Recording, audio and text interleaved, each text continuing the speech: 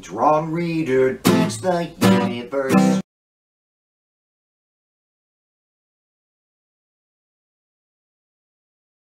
I'm Ron Reader, and this is Ron Reader Digs the Universe, and tonight, 2020 Anno Domini.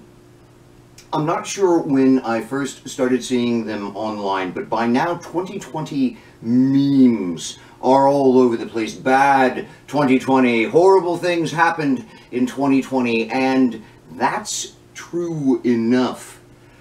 But making that the main or sole way of considering this very fascinating year, as a year simply when lots of bad things happen, it leaves one with a limited or even misleading understanding of the events of 2020.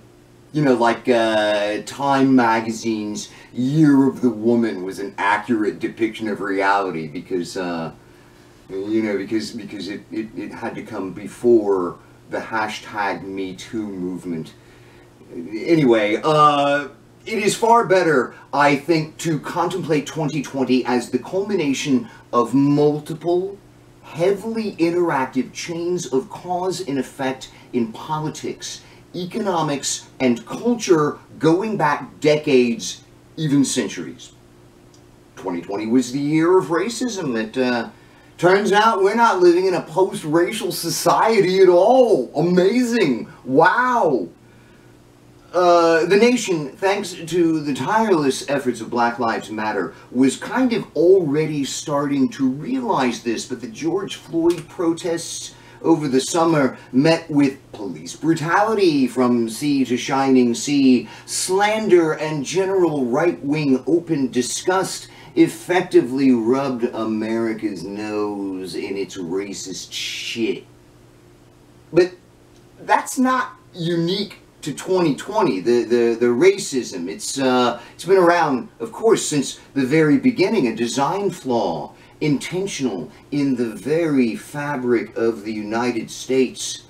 And now, as Malcolm X once said, the chickens are coming home to roost. Here it is.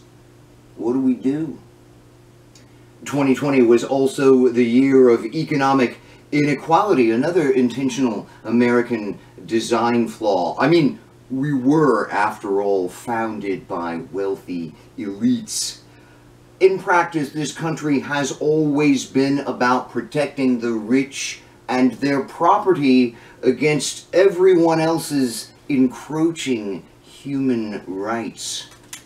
The New Deal was an aberration, and now it's almost all gone from a relentless, decades-long bipartisan attack on Americans.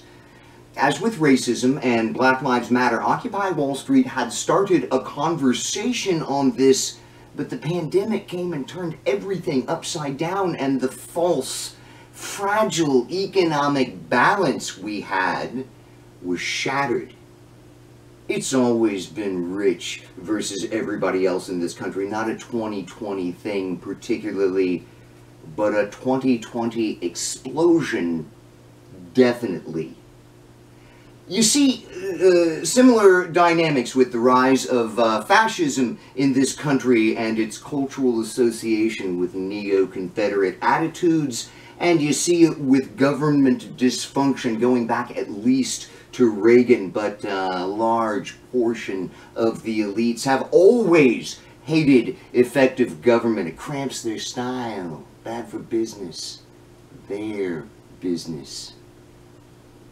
2020 was indeed the year of the pandemic, but again, this isn't particularly unique to this year, historically speaking. Pandemics and plagues have been with us since before recorded history. It's just that it's our turn now, and we're really fucking up our turn.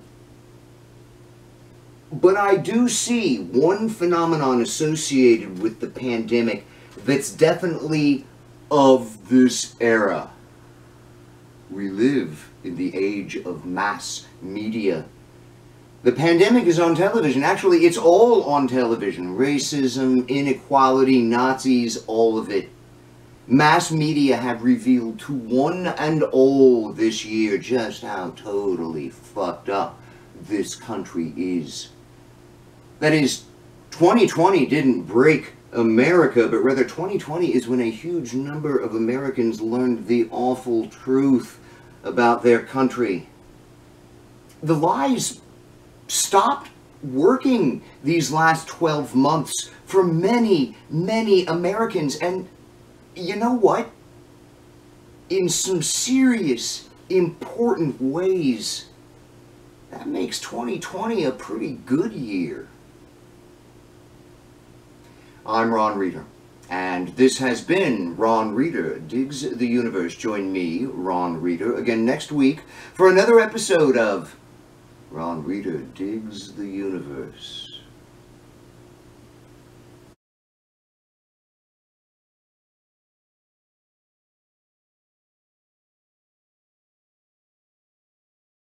It is far better, I think, to contemplate 2020 as the culmination of multiple, heavily interactive chains of cause and effect in politics, economics, and culture going back decades, even centuries.